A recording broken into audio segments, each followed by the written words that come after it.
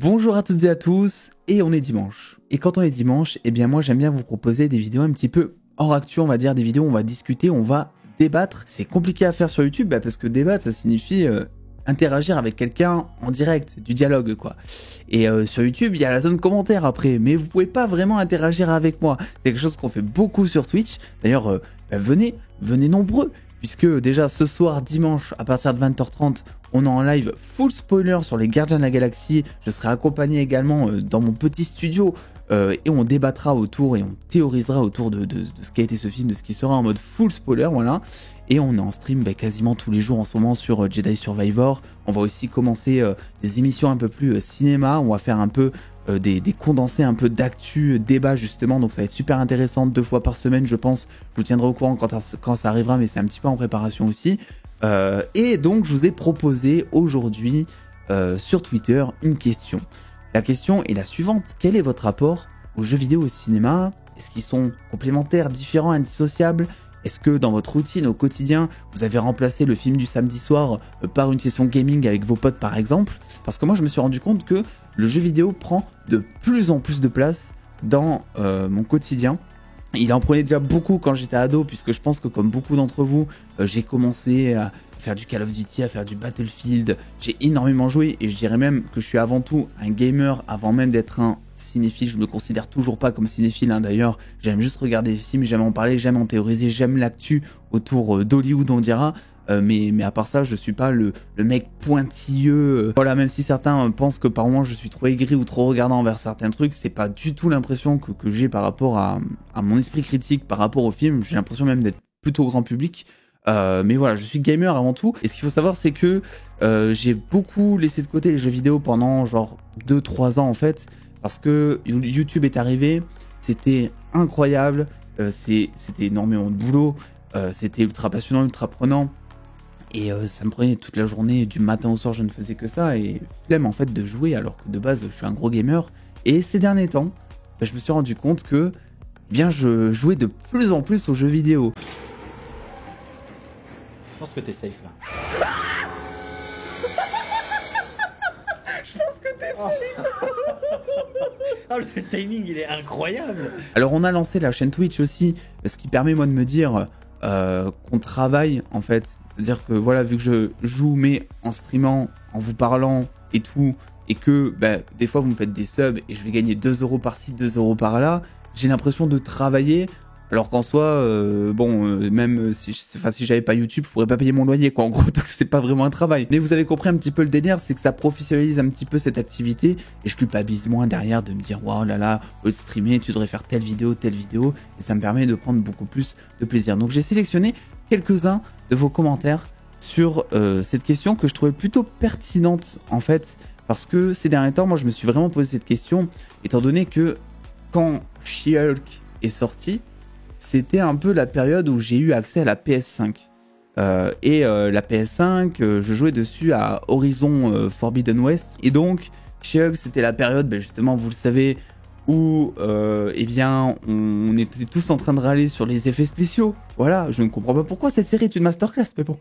Voilà, on râlait un petit peu sur les effets spéciaux. Et je lance Forbidden West, et je me dis, mais il est trop beau ce jeu. Ce jeu était, en termes même de motion capture et tout, eh bien, c'était mieux réalisé que She-Hulk, quoi, tu vois. Et il y a des trucs où des fois tu peux te dire c'est pas comparable et tout. Et là, pour le coup, quand tu parles de motion capture de 3D, c'est plus ou moins la même technologie entre le jeu vidéo et le cinéma. Ça reste des acteurs qui sont en combinaison de motion capture, qui jouent devant une caméra. Donc tu voyais la différence entre She-Hulk et Horizon. Tu te disais, waouh, ok. Qu'est-ce qui s'est passé Marvel Studios quoi en gros. Et c'est à partir de là que j'ai commencé à me poser des questions par rapport à ça. Parce que bon, c'est pas terminé encore, mais il y a eu un temps où on adaptait des films en jeux vidéo, des trucs de franchise, genre les jeux Spider-Man par exemple, que ce soit les Amazing, que ce soit les films de Sam Raimi. Eux, ils ont été adaptés en jeux vidéo, et c'était pas fameux d'ailleurs, la plupart du temps en tout cas. Et maintenant on est plus dans une méta où en fait c'est le cinéma qui va adapter des jeux vidéo. On a eu The Last of Us, il y a du God of War qui arrive, enfin il y a du Assassin's Creed, ils sont en train de tout développer. On a Gran Turismo aussi qui arrive prochainement. Et donc en fait moi je me dis que le cinéma, le jeu vidéo, quelle est la différence au final maintenant? Parce que quand on a commencé God of War, les gars, on a parlé on a critiqué le jeu en fait de la même manière qu'on critiquait un film. C'est-à-dire que moi, God of War, je me rappelle avoir prononcé les mots plan-séquence, par exemple. Les plans-séquences, c'est un truc qui de base appartiennent au cinéma. En termes de réalisation, c'est pareil. Par exemple, Horizon premier du nom, je crois. Je crois que c'est le premier ou c'est le deuxième, je ne sais plus. Mais a été beaucoup critiqué pour le simple fait que ces dialogues soient quasiment que du chant contre chant, par exemple. Et c'est-à-dire que maintenant, les joueurs, j'ai l'impression, sont beaucoup plus regardants sur la mise en scène d'un jeu vidéo, en fait. Ils vont développer un espèce d'esprit critique cinéphile sur du jeu vidéo. Alors évidemment, ça va beaucoup plus concerner tout ça, et toute cette vidéo, je pense, certainement, les jeux solo, plus que les jeux multijoueurs, parce que les jeux multijoueurs, ça rentre encore dans un autre prisme, selon moi. Mais le jeu vidéo, le cinéma, au final, plus on avance, moins il y a de différence. Et j'ai même envie de dire que moi, cette année, vu que j'ai été pas mal déçu par mon cinéma en tout cas, donc c'est-à-dire le cinéma super-héroïque, blockbuster, etc., et que j'y ai pas forcément trouvé tout mon compte, c'est vrai que le fait de me diriger vers certains jeux, ça m'a fait énormément de bien. Et c'est là où je me suis dit, mais attends, est-ce que le jeu vidéo ne serait pas la nouvelle chose vers laquelle se tourner si on veut kiffer une histoire, si on veut kiffer un développement de personnage? Parce que ce qui est bien dans le jeu vidéo, c'est qu'il y a un cahier des charges qui est totalement différent. Par exemple, si tu veux produire une série pour Disney+, on va te dire, ok, t'as tant de temps pour la produire. On va te dire, ok, il faut 10 épisodes. Donc toi, tu vas mettre des épisodes fillers, des lenteurs scénaristiques par instant, pour essayer de combler les vides, les trous. Les jeux vidéo, tu vois, en soi, en termes de durée, j'ai pas vraiment l'impression qu'il y a un quelconque cahier des charges, quoi. Tu peux développer tes personnages comme tu veux, et souvent, t'as des personnages de jeux vidéo qui sont mais bien plus attachants que des personnages de films, quoi. Et selon moi, c'est exactement la même chose sur les jeux solo, la manière dont on va vivre un jeu et la manière dont on va vivre un film ou une série, parce que les séries aussi, ça s'y prête, c'est en fait les mêmes émotions qu'on va vivre devant notre écran. On va rire, on va pleurer, on va être content, on va être surpris, on va avoir peur. C'est des choses qui, à des échelles différentes, mais vont marcher dans les deux cas, en fait. Donc moi, je vous ai posé la question, du coup, on en vient un petit peu à vos réponses. Quel est votre ressenti par rapport à tout ça? Et je vous laisse évidemment me donner votre avis en commentaire là-dessus, puisque c'est pour ça qu'existe cette vidéo. Et pour commencer à confronter les deux, j'ai sélectionné le commentaire de Yuzuki, qui me dit eh bien que le jeu vidéo et le cinéma c'est identique, c'est pas pour rien que le cinéma et le jeu vidéo se volent des mécaniques de construction ou de développement. Par exemple, dans les jeux vidéo, tu as un type de jeu qui s'appelle le Walking Simulator, où toute l'histoire se passe dans les émotions que te font ressentir l'environnement du joueur. Pour le cinéma, il est compliqué de faire ce genre de choses, car le fil rouge, l'histoire du film a besoin de quelque chose qui bouge. Mais il y a un film qui mélange les deux en mettant en priorité l'environnement, c'est Avatar. Donc Yuzuki en gros qui dit que l'ambiance d'un jeu vidéo est potentiellement supérieure à un film pour te faire ressentir les émotions. Et j'ai l'impression que Yuzuki, toi tu parles de claque visuelle dans le sens où tu vas regarder, je sais pas, un décor de jeu vidéo et tu vas te dire waouh, quoi, la direction artistique et tout. Ouais, genre par exemple les jeux cyberpunk, tu vois, où t'es à fond dedans et tout. Et je suis pas vraiment d'accord avec toi sur le fait que y a que Avatar où t'as cet effet waouh. Et je pense que tout bon film en fait a cet effet waouh. Je sais par exemple que Dune est responsable de cet effet waouh par instant. Voilà, tu te tapes des décors qui sont sublimes. Alors même si je suis archi pas fan des films de Denis Villeneuve et de Dune en particulier pour le coup. Tu prends aussi The Batman par exemple, tu prends Les Gardiens. Moi je suis pas d'accord, je trouve que les décors de films arrivent tout autant à nous faire ressentir des émotions, que ce soit du suspense avec les aliens, les Predators, même les films d'horreur en soi, tu vois, c'est plus de la mise en scène. Ce que tu dis quand tu appelles ça Walking Simulator, je connaissais pas du tout le terme d'ailleurs, donc c'est le fait finalement de s'ambiancer en marchant, si je comprends bien le terme, c'est le fait juste de marcher et de découvrir ton environnement et de faire waouh quoi, je suis à fond dedans. Je suis là aussi en cinéma, ça s'appelle tout simplement la mise en scène, la direction artistique, et je trouve que ça existe tout autant sur Avatar, oui, mais sur plein d'autres films et sur la plupart d'ailleurs. On a un commentaire de Viello ici que je trouve super intéressant qui nous dit aujourd'hui j'ai de plus en plus de mal à trouver un bon film. Génération 90, je suis de la génération des meilleurs films, ce qui objectivement parlant n'est pas faux quoi. En sachant qu'aujourd'hui, certains jeux vidéo se rapprochent du cinéma, je l'en trouve beaucoup plus dans ce média avec des jeux comme Red Dead 2 ou encore Metal Gear Solid. Je suis assez d'accord avec lui, mais peut-être parce que je suis aussi de la génération 90, enfin, je suis né dans les années 90, donc finalement, le cinéma, je l'ai plus découvert au début années 2000, hein, parce que bon, quand quand t'as 1 an, c'est compliqué de prendre un kiff devant Titanic, on va pas se le cacher. Je vois ce que tu veux dire par rapport à Marvel, en fait, ça me le fait beaucoup, dans le sens où, ben, moi, j'ai commencé Marvel au tout début, quand ça a commencé dans le début des années 2000, avec Blade, X-Men, Spider-Man de Sam Raimi, le Daredevil de Ben Affleck et tout. Et en fait, j'ai de plus en plus de mal à m'y retrouver au fur et à mesure des projets. Et c'est pas parce que je ne le veux pas, ou parce que j'ai de la mauvaise foi à dire c'était mieux avant ou quoi, mais je pense que c'est compliqué en fait quand t'as bouffé énormément de films, en fait, de plus en plus compliqué en tout cas, c'est compliqué d'avoir des étoiles plein les yeux. Je pense notamment aux fans de Star Wars. Quand Star Wars est sorti, c'était une révolution. C'était un véritable coup d'état de George Lucas. Il arrive avec un univers mais rempli de lore, avec des effets spéciaux, c'était du jamais vu, des sabres laser, bref, un banger absolu. Et maintenant, à l'heure actuelle, les fans de Star Wars ont de plus en plus de mal à aimer l'univers qu'ils regardent, en fait. Déjà parce qu'il y a pas mal de projets de merde aussi, et aussi parce que bah, c'est beaucoup plus compliqué de les surprendre, en fait. Tu sais, tu veux faire quoi de plus quand t'as un Dark Sidious qui est là depuis, je sais pas, 60 ans au cinéma, ou enfin, j'exagère un peu, mais ou un Dark Vador qui est considéré depuis mais genre des dizaines et des dizaines d'années comme étant le méchant emblématique du cinéma. Comment tu veux faire plus que ça, tu vois? C'est sûr que derrière, quand on t'amène Kylo Ren, par exemple, bon, il aurait pu être écrit de la meilleure des manières. C'est sûr et certain que ça aurait quand même laissé un léger goût doux amer pour les fans de Dark Vador, quoi, derrière. Je dis pas que tu peux pas apprécier les deux, mais je dis que c'est plus compliqué, du coup, d'apprécier un Kylo Ren quand t'as eu un Dark Vador avant. Ça n'empêche pas d'aimer les deux, attention. Comme ça n'empêche pas, je sais pas, de kiffer Thanos et de kiffer Kang. Même si c'est peut-être pas le meilleur moment pour créer ce débat, parce que ça va être unanime. Et les jeux vidéo, en fait, ils sont tellement dénués de cahier des charges. Enfin, il y en a, mais c'est vraiment pas le même cahier des charges. Tu peux, vu que tout est numérique, en fait, tu peux tellement te permettre plein de choses en termes de direction artistique. Tu peux tellement être plus créatif. Tu peux tellement aussi faire durer les jeux dans le temps, parce que ça y joue pour beaucoup. Un film, quand il sort, Les Gardiens 3, par exemple, il sort, les gens en parlent pendant quoi, 2 semaines, et ensuite, hop, on passe au prochain projet du MCU, quoi. Les jeux, c'est différent parce que déjà, bah Red Dead 2 par exemple, c'est un jeu où il faut énormément d'heures, tu vois, c'est tellement vaste. J'y ai joué à Red Dead 2, je l'ai pas fini, mais j'y ai joué, j'ai trouvé ça incroyable aussi. Mais c'est un jeu qui est très long, donc en fait, il te marque beaucoup plus dans ta vie que, je sais pas, Les Gardiens 3 qui fait 2h20, quoi, par exemple, ce qui est normal, puisque t'as pas investi le même temps dedans, donc tu t'es pas investi autant émotionnellement dans une histoire. Et en plus, bah, pour beaucoup de jeux maintenant, t'as les DLC qui se rajoutent. Ce qui fait que même quand c'est un one-shot, genre, je sais pas, The Last of Us 1, tu vois, et ben ils arrivent quand même à te sortir un DLC. Bon, même si pour The Last of Us, c'est sorti genre 2 ou 3 ans après, je sais plus. Mais ils arrivent à te sortir un DLC qui fait que le jeu va retourner dans l'actu, il y a une hype qui va se relancer. Donc c'est beaucoup plus facile, en fait, moi je trouve, d'être marqué par un jeu vidéo que par un film, à partir du moment où, par contre, tu veux y investir du temps. Parce que je pense que c'est là aussi la différence entre le jeu vidéo et le cinéma. Et d'ailleurs, peut-être, objectivement, la seule qui est véritablement présente, c'est le temps qu'il faut injecter.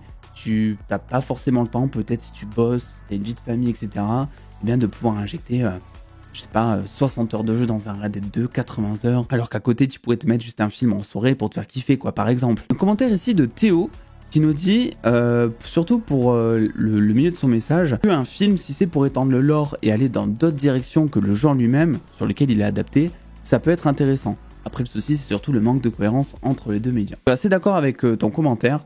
Par exemple, on a les jeux Star Wars, où bah, t'as tous les films Star Wars, les séries Star Wars, et à côté, tu vas avoir Star Wars Battlefront 2, tu vas avoir Jedi Fallen Order, Survivor, qui vont être canons à l'univers, et qui vont développer certains trucs, où tu vas apprendre des trucs en parallèle qui vont être cool, où tu vas te dire ouais, pendant l'Ordre 66 en fait il s'est aussi passé ça, je savais pas et tout. Donc ça te rajoute un truc, un univers que tu kiffes déjà. Et là-dessus, je trouve que pour tout ce qui est adaptation de jeux vidéo, c'est la meilleure des choses. Pour moi, c'est très compliqué d'adapter un jeu vidéo en film, en série, parce que ça joue pas vraiment finalement avec les mêmes codes, et c'est même pas les codes du cinéma, hein. C'est pas les codes de la réalisation, des dialogues, c'est pas ça dont je veux parler, c'est le format en fait. J'ai très vite rendu compte que The Last of Us, par exemple, c'est une série qui a beaucoup divisé. Vous avez toutes les critiques sur la chaîne si vous voulez voir ce que j'en ai pensé, si jamais vous avez raté l'info. Mais on s'est très vite rendu compte que le fait que The Last of Us soit une série en 9 épisodes, je crois au final, je crois qu'ils en ont fait 9, je sais plus. Je sais plus combien d'épisodes au final, mais bon, on va dire, bref, pour l'exemple, une dizaine d'épisodes, voilà. Pour une adaptation d'un jeu qui fait The Last of Us 1, il fait 15 heures, on va dire, environ de temps de jeu, hein, pour finir l'histoire, je dirais. Tu fais 15 heures en 9-10 épisodes. En vrai, c'est compliqué. C'est compliqué parce que tu te retrouves avec plein de moments qui vont être skippés. Forcément, ils vont adapter la chose aussi. Donc, tu vois, finalement, qu'est-ce qu'on fait? Est-ce que, comme l'a fait la série, on va copier-coller des scènes et des dialogues qui sont présents déjà dans le jeu pour que ça fasse plaisir aux fans, mais qu'en même temps, les fans se disent « Oh, ben, ils se sont pas foulés, tu vois ?» Ou est-ce qu'on décide de prendre le risque d'adapter l'histoire, de proposer autre chose, comme ils l'ont fait à maintes reprises aussi, notamment sur Frank et Bill, l'épisode 3 de The Last of Us, il me semble, où là aussi, bah, du coup, ça divise. Donc au final, tu peux mettre personne d'accord, et la seule chose qui va mettre tout le monde d'accord, c'est le matériel source, en fait. Et c'est pour ça que pour moi, les adaptations de type The Last of Us, et j'ai aussi très peur pour God of War qui va arriver, bah, c'est pas vraiment la meilleure des choses. Pour moi, le meilleur jeu vidéo cinéma, c'est vraiment, bah, en fait, quand tu vas prendre la franchise Star Wars et que tu vas créer un nouveau sous-titre, Jedi Survivor, Jedi Fallen Order, Battlefront 2, pour développer autre chose à côté, mais qui sera tout aussi canon et intéressant aux fans de la franchise, quoi, voilà. Encore bah, les Gardiens de la Galaxie, avec, tu vois, le jeu vidéo qui est ultra sous-coté des Gardiens de la Galaxie, que je vous conseille vivement. Je sais pas pourquoi on n'a pas pu se parler de ce jeu quand il est sorti, on l'avait fait en stream, et je crois que vous avez la critique qui est dispo sur la chaîne aussi, si vous voulez voir mon avis sur le jeu, mais qui pareil en fait prend une autre team, un peu on va dire des variantes des gardiens que l'on connaît du cinéma, et va développer en fait d'autres choses, mais avec l'ambiance des gardiens, quoi, voilà. Donc ça te rajoute encore une chose, c'est pas vraiment canon, mais ça te fait kiffer si tu kiffes les gardiens, quoi. Il y a Cost Hyperbole qui nous dit « Moi personnellement je trouve que les deux vont bien ensemble, tu joues avec tes amis comme tu vas au cinéma avec eux-mêmes, dit comme ça semble être bateau, mais c'est ma vision des choses, et c'est une vision qui est totalement exacte. » Mais je pense que là, pour le coup, c'est beaucoup plus sur les jeux multi, en fait. Et comme je l'ai dit, c'est encore une autre sphère, dans le sens où, en fait, tu partages un moment. C'est pas les mêmes moments, parce qu'au cinéma, bah, en gros, bah, si tu es bien éduqué, tu fermes ta gueule. Mais tu débriefes ensuite, et tu as vécu une expérience, en fait, avec quelqu'un. Donc, tu sais que tu peux en débattre, enfin, voilà. Même si t'as pas parlé pendant la séance, tu sais que tu l'as vécu avec lui, quoi, ce truc. Alors que bon, le jeu vidéo, c'est plus sur la durée, tu vas te taper des fous rires, tu vas rager, donc ça reste différent quand même, hein. Mais ça reste un moment que tu vas partager, je suis assez d'accord, et c'est en ça aussi que, bah oui, ça peut se rejoindre. Et on a Jackie maintenant qui nous dit, personnellement, je suis team jeux vidéo de très loin, j'arrive pas à prendre le cinéma comme autre chose qu'un passe-temps, là où je m'intéresse de près aux jeux vidéo, son évolution et ses codes. C'est marrant que tu dis ça, parce qu'il y en a beaucoup à l'inverse qui vont dire que le cinéma c'est une passion, et le jeu vidéo ça va plus être un passe-temps quand tu vas te faire chier, genre, je sais pas, t'allumes une game de FIFA, ou tu vois, tu fais un délire comme ça, sachant que moi je fais bien la différence entre passe-temps et passion. Pour moi un passe-temps, bah, c'est justement quand tu te fais chier. Une passion, c'est vraiment quelque chose qui te, genre, dans ta journée t'y penses, t'as envie de, je sais pas, d'aller jouer, ou voilà, t'y penses souvent, quoi. Ça te prend au tripes, quoi, si tu veux. Là-dessus, je suis pas vraiment du même avis, parce que pour moi les deux sont une passion forcément, mais j'imagine que là c'est juste une question de point de vue. Par contre, là où tu t'intéresses finalement de près au code du jeu vidéo, son évolution, je pense que Jackie, toi aussi, tu pourras peut-être dire que sur beaucoup de jeux solo en tout cas, eh bien on reprend les codes du cinéma pour faire du jeu vidéo, quoi. Et c'est de plus en plus présent, et j'ai l'impression que c'est aussi là où est la demande. C'est-à-dire que The Last of Us, beaucoup ont glorifié le jeu pour tout l'aspect scénaristique. God of War, c'était sa mise en scène, son histoire aussi évidemment. Red Dead 2, c'était son immersion. Il y a toujours des choses différentes, mais quoi qu'il en soit, le jeu vidéo devient finalement du cinéma interactif. Et c'était pas forcément le cas avant, parce qu'avant, moi j'ai plus l'impression en tout cas qu'on était...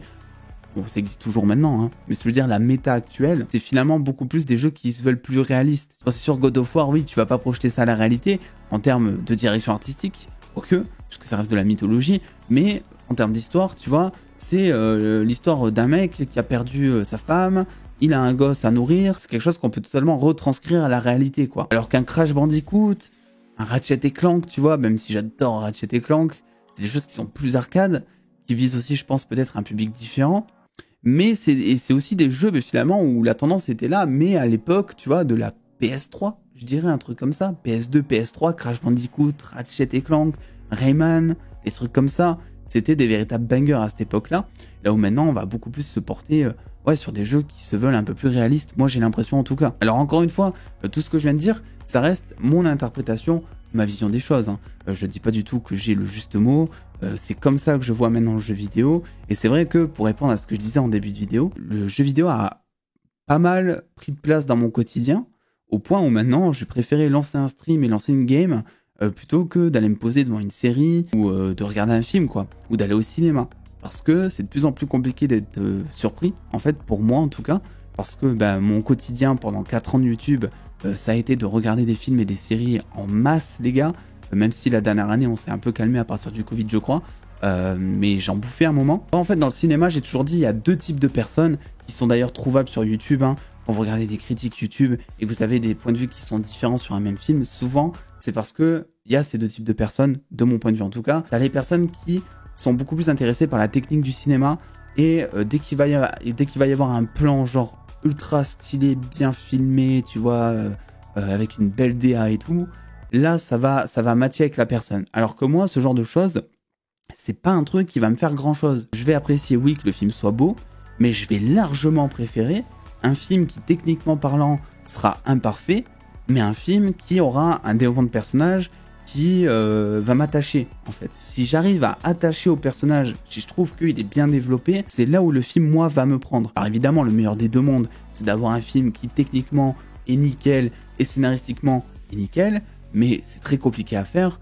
C'est rare aussi, ça existe, mais c'est rare, je pense. Et le jeu vidéo, j'ai l'impression que c'est beaucoup plus facile d'avoir cette accroche de meilleur des 2 mondes, tu vois. De proposer techniquement quelque chose qui va être giga stylé, parce que tu vas être, je sais pas, dans une ambiance voilà, qui va être déterminante pour le jeu, parce que tu vas allumer Cyberpunk, qui te plonge dans un univers, ou parce que tu vas allumer Jedi Survivor, et tu vas te prendre plein de lore de Star Wars visuellement, ça va être trop beau et tout, tu vas aller sur certaines planètes qui vont te faire kiffer, et en même temps avoir ce côté scénaristique qui va durer beaucoup plus de temps qu'un film, ce qui va te permettre finalement d'avoir du développement de personnage qui sera beaucoup plus conséquent. Et forcément, vu qu'en ce moment mon attache elle est beaucoup plus sur le développement de personnage, c'est vrai que je m'y retrouve beaucoup plus sur le jeu vidéo, parce que quand t'as 30, 40, 60, 80 heures pour développer un personnage, c'est sûr que le personnage sera dans tous les cas mieux ficelé que dans un film d'1h30, quoi, voilà. Après, évidemment, il y a des films qui font un très bon taf en 1h30, 2 heures. C'est pas ce que je suis en train de dire. Je dis juste que si tu vas avoir vraiment beaucoup plus de background sur un personnage et tout, peut-être que, je sais pas, il fallait plus un jeu vidéo sur Kenobi plutôt qu'une série sur Kenobi. Voilà, c'est juste mon point de vue sur la chose, et j'avais envie de discuter avec vous là-dessus parce que ça fait un petit moment que j'ai cette vidéo en tête, et je me disais que ça pouvait être une bonne idée aussi d'avoir votre point de vue en commentaire, parce que je sais que certains d'entre vous sont pas mal joueurs aussi, mine de rien. Je rappelle, les gars, que vous avez le lien Twitch en description et qu'on est quasiment tous les jours en stream dessus. Donc si vous voulez avoir ce style de débat à la bonne franquette, mais de manière beaucoup plus fluide en fait, avec un chat, avec vous qui répondez à chaque fois sur ce que je peux dire, on peut aller partir beaucoup plus loin dans les débats et tout, bien n'hésitez pas à checker le lien Twitch qui se trouve en description et commentaire épinglé. Et puis en attendant, je vous dis à ce soir, si jamais je peux vous voir donc ce dimanche pour le live full spoiler dès 20h30 sur Twitch. Et puis en attendant les dos, prenez soin de vous, faites-vous bien kiffer. Des bisous les dos.